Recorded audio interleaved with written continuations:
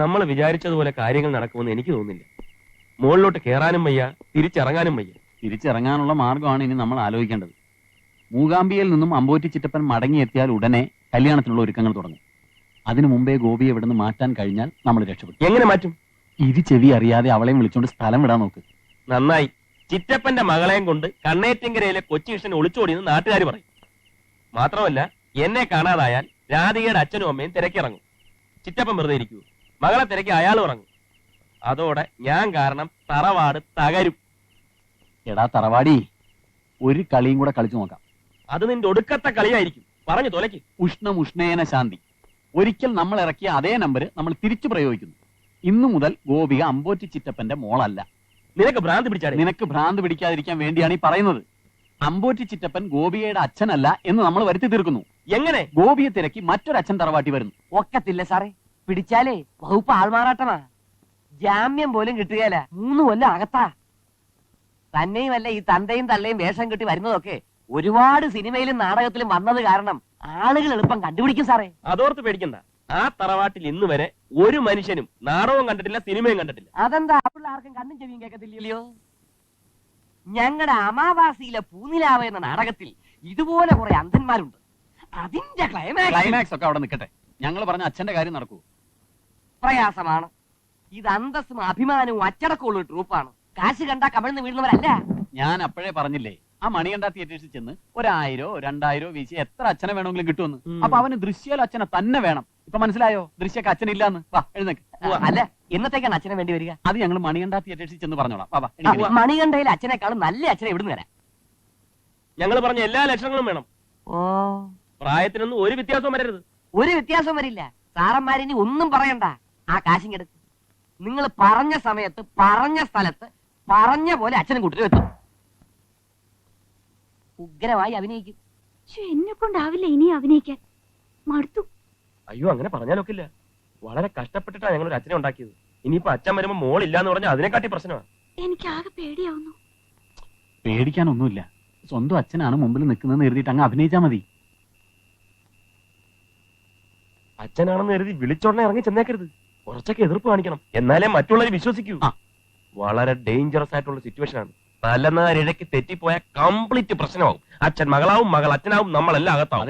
നീ പറഞ്ഞു ഉള്ള ധൈര്യം കൂടെ കെടുത്തുവല്ലോ. എല്ലാം പറഞ്ഞ പോലെ ഗോപിയെ ചെല്ല്. ആത്മധൈര്യം കൈവിടരുത്. പൊയ്ക്കോ പൊയ്ക്കോ. എന്തൊക്കെയായാലും ഗോപിക ആകെ പേടിച്ചിരിക്കുക. ഇതുപോലൊരു ദുരിതം ലോകത്തൊരു ദമ്പതിമാരും അനുഭവിച്ചിരിക്കില്ല. നീ ഇങ്ങനെ അപ്സെറ്റ് ആയാലോ? നല്ലൊരു കുടുംബജീവിതം ഉണ്ടാകാൻ വേണ്ടിയിട്ടല്ലേ ഈ പാടക്കപ്പെടുന്നത്. അതുകൊണ്ട് ഇപ്പൊ കുറച്ച് അനുഭവിക്കുന്നതുകൊണ്ട് ഒരു കുഴപ്പമില്ല. നീ വാ.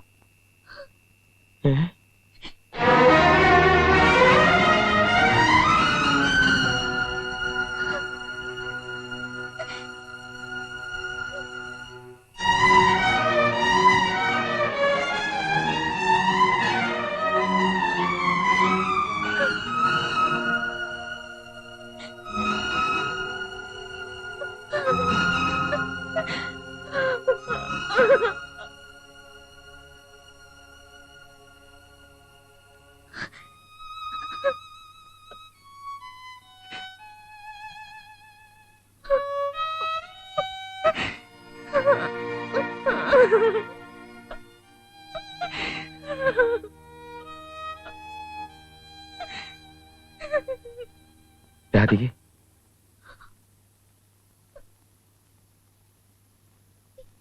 എന്തു പറഞ്ഞ നിന്നെ സമാധാനിപ്പിക്കേണ്ടതെന്ന് എനിക്കറിയില്ല. ആശ്വാസ വാക്കുകളൊന്നും പരിഹാരമാവില്ലെന്നും അറിയാം. എന്നാലും എനിക്ക് പറയാനുള്ളത് കേൾക്കാനുള്ള മനസ്സെങ്കിലും ഉണ്ടാവണം.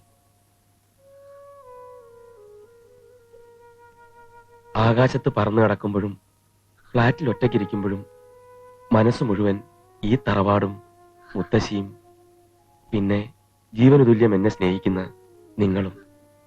ഓർക്കാൻ ഇത്രയൊക്കെ ഉണ്ടായിരുന്നുള്ളൂ. ഗോപിയെ കണ്ടുമുട്ടിയത് വളരെ അപ്രതീക്ഷിതമായിട്ടാണ്. എയർപോർട്ടിൽ വെച്ച് ഒരുമിച്ച് 3-4 ഫ്ലൈറ്റ് യാത്ര. അതായിരുന്നു ആ സ്നേഹബന്ധത്തിന്റെ തുടക്കം. ആരെ അറിയിക്കാനോ ഒന്നും ചിന്തിക്കാനോ ഉള്ള സാവകാശം ഉണ്ടായില്ല. രജിസ്റ്റർ ഓഫീസിൽ വെച്ച് ഞങ്ങൾ വിവാഹിതരായി. എന്നെ വളർത്തി വലുതാക്കിയ മുത്തശ്ശിയോടുള്ള സ്നേഹവും ബഹുമാനവും ഭയവുമാണ് എന്നെ കൊണ്ട് ഈ കള്ളക്കളി എല്ലാം കളിപ്പിച്ചത്. പിടിച്ചു നിൽക്കാൻ ഓരോ പുതിയ വഴി തേടുമ്പോഴും രാധിയെക്കുറിച്ചുള്ള വേദനയായിരുന്നു ഉള്ളിൽ. എന്നോട് വെറുപ്പ് തോന്നുന്നുണ്ടാവല്ലേ? മാപ്പി ചോദിക്കാനല്ലാതെ മറ്റൊന്നിനും കഴിയില്ല എനിക്ക്. അല്പം കൂടെ നേരത്തെ എല്ലാം പറയാമായിരുന്നില്ലേ? എങ്കിൽ എത്രയും മോഹിക്കില്ലായിരുന്നു, വേദനിക്കില്ലായിരുന്നു.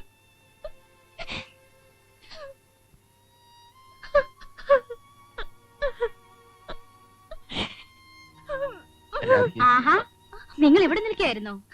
ഊണ് കഴിക്കണ്ടേ? ഞാനും അത് ചോദിക്കാനാണ് ഇങ്ങോട്ട് വന്നത്. ഊണ് കഴിക്കുന്നില്ല ചോദിക്കുമ്പോ കാപ്പി മതിയെന്ന്, കാപ്പി കൊണ്ടുവരട്ടും ചോദിക്കുമ്പോ ഊണ് മതിയെന്ന്. ഈ കൊച്ചുഷ്ണന്റെ എപ്പോഴും എങ്ങനെയാ? പുറമെ കാണുമ്പോലല്ല, മനസ്സ് മുഴുവൻ കള്ളത്തര. തൊട്ടനും പിടിച്ചനും ഒക്കെ ദേഷ്യ. നിന്നോടല്ലാതെ അവൻ ആരോടാ ദേഷ്യപ്പെടുക? അല്ലേ മോനെ? ആ, നിങ്ങൾ വരൂ, ഞാൻ ഊണെടുത്ത് വെക്കാം.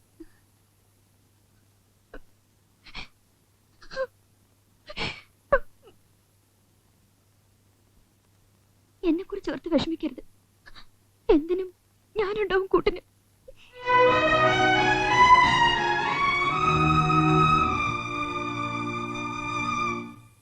എല്ലാ ഡീറ്റെയിൽസും കിട്ടിയിട്ടുണ്ട്. ആ, ഇവിടെ അടുത്ത് തന്നെയാ സ്ഥലം. രാവിലെ ഞങ്ങൾ അങ്ങോട്ട് പോകും. ഉച്ചയ്ക്കുള്ള ഫ്ലൈറ്റിൽ ഞങ്ങൾ തിരിച്ചെത്തും. രമേശും സുരേഷും എന്റെ കൂടെ ഉണ്ട്. ആ, ഭയപ്പെടാനൊന്നുമില്ല. ആ, നീ ഒന്ന് സമാധാനമായിട്ടിരിക്കണ്ട ശ്രീദേവി. ഇതാ രമേശിന്റെ കൊടുക്കാം. ഹലോ, അമ്മയല്ലേ? ഞാനാ രമേശ്. ഇവിടെ വന്നിരിക്കാണ്. നീ ഇങ്ങനെ മൂഡൌട്ടായിരുന്ന കാര്യങ്ങൾ നടക്കില്ല. ആ നാടകക്കാർ എവിടെ പോയി കിടക്കാണോ? അവന്മാർ കാശ് മേടിച്ച് മുങ്ങിയതാണോ?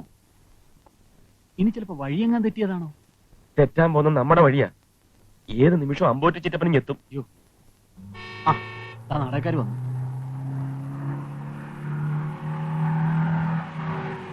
അയ്യോ, അമ്പോറ്റി ചിറ്റപ്പൻ എല്ലാം ആകെ കുഴയുന്നാ തോന്നുന്നു.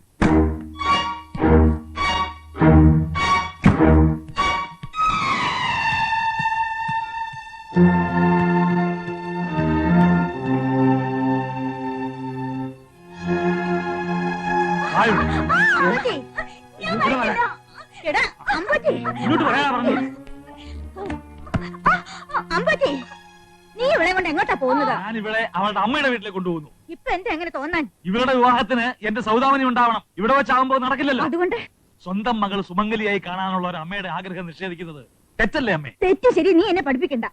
ഇവളെ ഇവിടുന്ന് കൊണ്ടുപോകാൻ ഞാൻ സമ്മതിക്കില്ല. അമ്മയുടെ ഈ വാശിക്ക് മുമ്പിൽ മൗനം പാലിച്ചുകൊണ്ടാണ് എനിക്ക് എന്റെ ജീവിതം നഷ്ടമായത്. സൗദാമിനി പ്രസവിച്ച എന്റെ മകളെ അമ്മയ്ക്ക് സ്വീകരിക്കാമെങ്കിൽ ഇവളുടെ അമ്മയ്ക്ക് മാത്രമായിട്ട് എന്താ ഇവിടെ പ്രശ്നം? അമ്പത്തി, ഈ തറവാട്ടി വെച്ചാണ് ഇവളുടെ വിവാഹം നിശ്ചയിച്ചത്. നിശ്ചയിച്ച മുഹൂർത്തത്തിൽ തന്നെ അത് നടക്കും. പക്ഷെ സൗദാമിനിയുടെ വീട്ടിൽ വെച്ചായിരിക്കുന്നു മാത്രം. അമ്പത്തി, തടയണ്ട, ഞാൻ അവളുടെ അച്ഛനാണ്. കണ്ണറ്റിൻകരയിലെ കുഞ്ഞുകുട്ടി അമ്മയ്ക്ക് വാശിയുണ്ടെങ്കിൽ അവരുടെ മകനും അതുണ്ടാവുന്ന കുട്ടിക്കോളൂ. ചിറ്റപ്പ എന്തായി കാണിക്കുന്നത്? കൊച്ചുകൃഷ്ണൻ അവനെ തടയരുത്. അവന്റെ വാശിയാണ് അവന് വലുതെങ്കിൽ അവൻ ഇറങ്ങി പോട്ടെ. പിന്നെ ഒരു കാര്യം, അമ്പത്തി, എന്നെ ധിക്കരിച്ച് പടിയിറങ്ങി പോയാലുണ്ടല്ലോ, എനിക്ക് മറ്റൊരു മകൻ കൂടി നഷ്ടപ്പെട്ടെന്ന് ഞാൻ കരുതും. മുത്തശ്ശി, അതൊന്നുമല്ല. ഗോപിയെ കൊണ്ടുപോകാൻ സമ്മതിക്കരുത്. ചിറ്റപ്പ എന്തായാലും നോക്കിക്കുന്നത്, ഗോപിയെ കൊണ്ടുപോകണ്ടെന്ന് പറയൂ. നീ എന്തായി കാണിക്കുന്നേ? അവൾ ഇവിടെ നിൽക്കട്ടെ, ഇപ്പൊ കൊണ്ടുപോണ്ട. അമ്പോട്ടി തറവാട്ടിലോട്ട് നല്ല കാര്യം നടക്കാൻ പോവുക. വെറുതെ കശപിശ ഉണ്ടാക്കി നാട്ടുകാരെ കൊണ്ട് അതും ഇതൊന്നും പറയരുത്. വർഷങ്ങൾക്ക് മുമ്പ് സൗദാമിനിയെ ഈ വീട്ടുമുറ്റത്ത് നാട്ടി ഇറക്കുമ്പോ കണ്ടു നിന്നവരല്ലേ നിങ്ങളൊക്കെ? ഈ അനുകമ്പെ സഹതാവൊക്കെ അന്ന് അവിടെ പോയി. എന്നിട്ട് ഇപ്പൊ ഉപദേശിക്കാൻ വന്നിരിക്കുന്നു. ആരെ അനുസരിക്കാതിരിക്കും മനസ്സിലെങ്കിലോ? അല്ല, അതൊക്കെ കഴിഞ്ഞു പോയ കാര്യങ്ങളല്ലേ ചിറ്റപ്പ. ഞാനൊന്ന് ഗോപിയെ കൊണ്ടുപോകാൻ ഞാൻ സമ്മതിക്കില്ല. എന്റെ മകളെ കൊണ്ടുവരുന്ന നിനക്ക് എന്താ കാര്യം? അവളെ കൊണ്ടുപോകാൻ ഞാൻ സമ്മതിക്കില്ലെന്നല്ലേ പറഞ്ഞത്? പറയാൻ നിനക്ക് എന്താ അവകാശം? എനിക്ക് അവകാശമുണ്ട്. എന്ത് അവകാശം? ഇവളെന്റെ ഭാര്യ.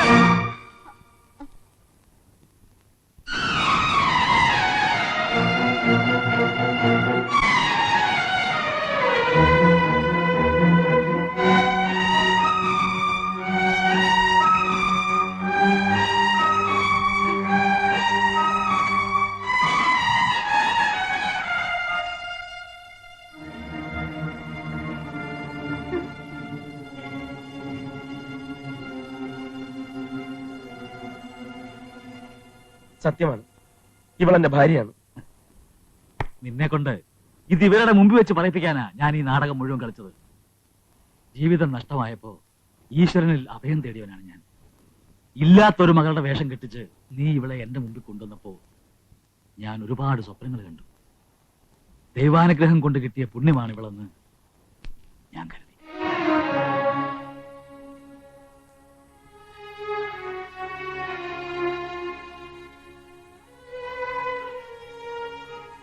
മൂകാംബികയിലേക്കെന്ന് പറഞ്ഞ് ഞാൻ പോയത് എന്റെ സൗദാമിനെ അന്വേഷിച്ചാണ്.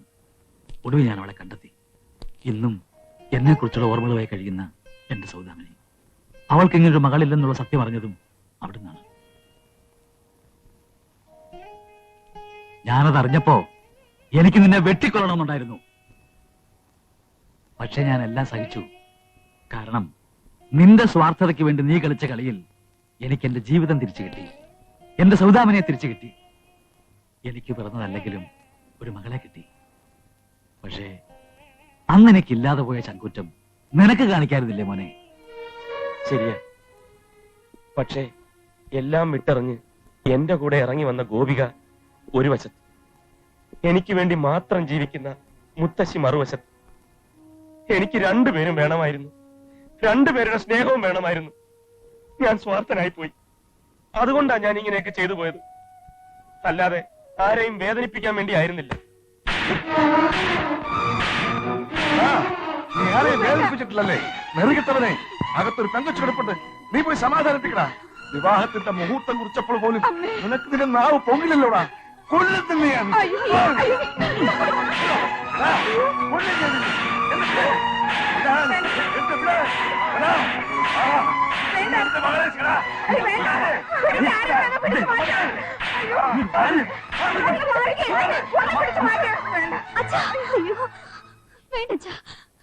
ചേട്ടനൊന്നും ചെയ്യരുത്.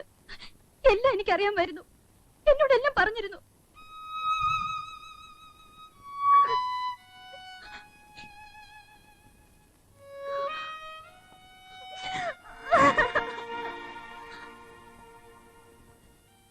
ചേട്ടൻ ആവശ്യപ്പെട്ടില്ലല്ലോ. എല്ലാരും കൂടെ തീരുമാനിച്ചല്ലേ ഈ വിവാഹം?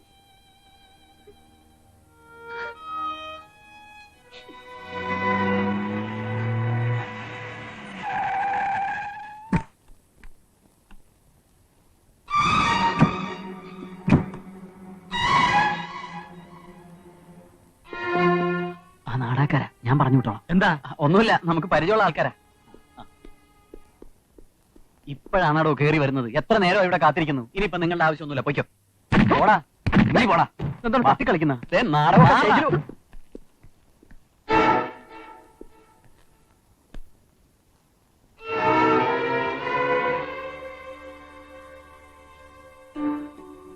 ഇവിടെ എന്താ ഇത്? ആരാ നിങ്ങള്? ആരാണെന്ന് അവനോട് ചോദിക്കാം. ഇവന്മാരെ ഓവറാക്കുന്നാണ് തോന്നുന്നത്. നീ ഒന്ന് ഇടപെട്. എന്ന് പറഞ്ഞ പ്രശ്നമൊന്നുമില്ല. നമുക്ക് പരിചയമുള്ള ആളാ. ഇവിടെ പ്രശ്നമൊന്നുമില്ല. നിങ്ങൾ മാനേജറോട് ഞങ്ങൾ പറഞ്ഞോളാം.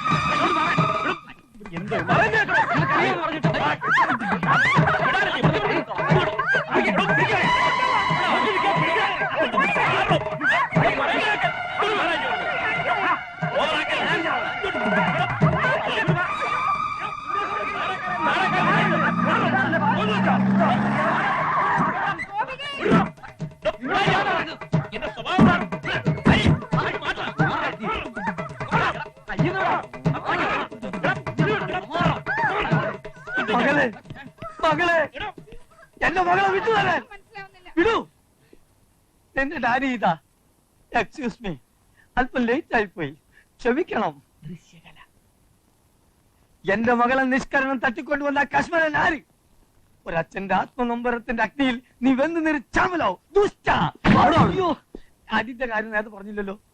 അയ്യോ, ദൃശ്യകല തകപ്പനാരെല്ലാം കാണിച്ചതാ. ചേട്ടാ, ഇതെന്റെ അച്ഛനാ. പൈസ വാങ്ങിയിട്ട് കൊണ്ടുപോകാൻ നേരിട്ടില്ലെങ്കിൽ കൊണ്ടുപോകുന്നെയും.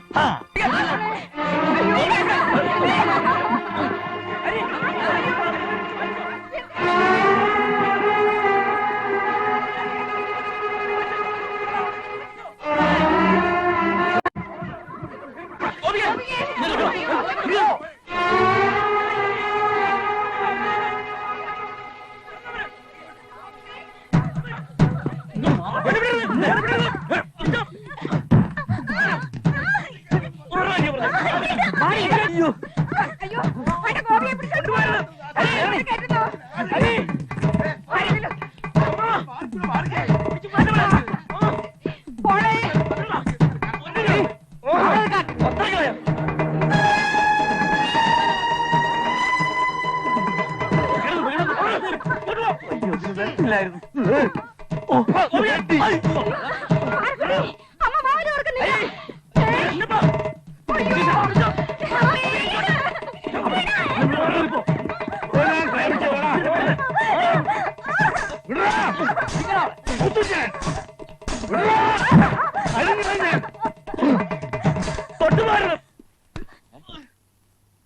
ഇവളെ എന്റെ അടുത്തുനിന്ന് പിടിച്ചോണ്ട് പോകാൻ ആർക്കും അവകാശമില്ല. ഞാൻ വിട്ടുതരില്ല. ഇവളെന്റെ ഭാര്യയാണ്.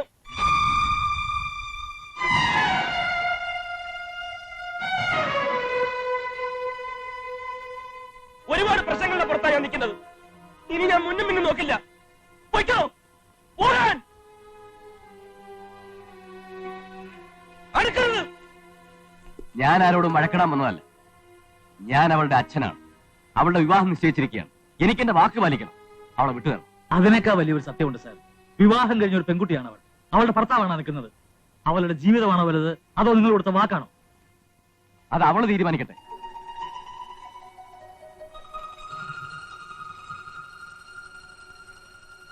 മോളെ, ഒരിടത്തും തോൽക്കാതെ ജീവിച്ചവനാണ് നിന്റെ അച്ഛൻ. ഞാൻ എല്ലാവരുടെയും മുമ്പിൽ തലകുനിക്കണോ? പറ.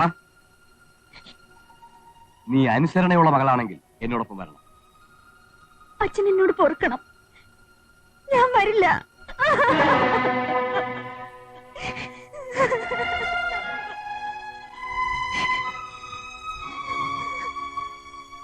മോനെ,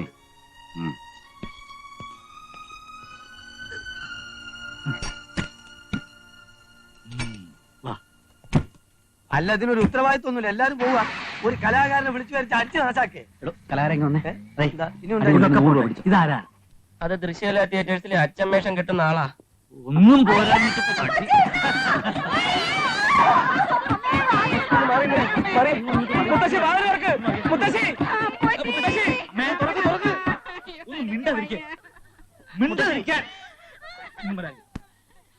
ചിറ്റപ്പ, ഞാൻ കാരണം നമ്മുടെ മുത്തശ്ശി. അമ്മേ, അമ്മയുടെ അമ്പോച്ചയെ വിളിക്കുന്നത്. വാതിൽ തുറക്ക്. അമ്മയെ ജീവിതം ഒരുപാട് ബാക്കിയുള്ളവരുടെ പുറത്തു നിൽപ്പുണ്ട്. എല്ലാറ്റിലും വലുത് അമ്മയുടെ വാശി അഭിമാനമാണെങ്കിൽ ഇവിടെ ഒറ്റയ്ക്ക് താമസിച്ചോ, ഞങ്ങളൊക്കെ ഇറങ്ങിത്തരാം. ഭാഗം എല്ലാവരും വാ.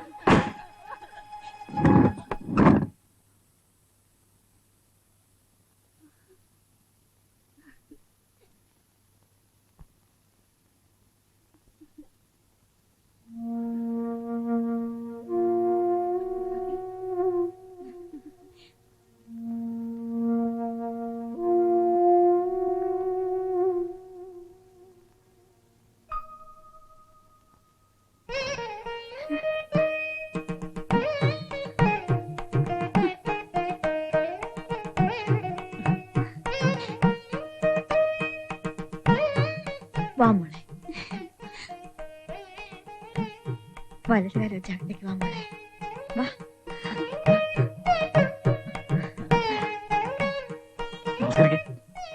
നമസ്കരിച്ചു. നന്നായിരിക്കട്ടെ. എനിക്ക് മക്കളെ. അമ്മേ, കാര്യങ്ങൾ ഇത്രത്തോളം ആയ സ്ഥിതിക്ക് സൗദാമിനിയെ കൂടെ ഇങ്ങോട്ട് വിളിക്കാമോ? അമ്പോറ്റി. അമ്മേ, കേതുവിന്റെ അപകാരം തുടങ്ങുന്നതിന് മുമ്പ് കാർത്തേക്ക് നമ്മുടെ ഹരീന്ദ്രനെ ഒന്ന് ആലോചിച്ചാലെന്താ? 3 ജാതകം നോക്കി ഏതാ ചേരുകയെന്ന് വെച്ചാൽ അതങ്ങ് നടത്താം. നീ വിഷമിക്കാതിരിടാ, നിന്റെ കൂടെ ഞാനല്ലേ ഉള്ളത്. ഇലയ്ക്കും മുള്ളിനും കേടില്ലാത്ത രീതിയിൽ നമുക്കിത് ഒതുക്കാം.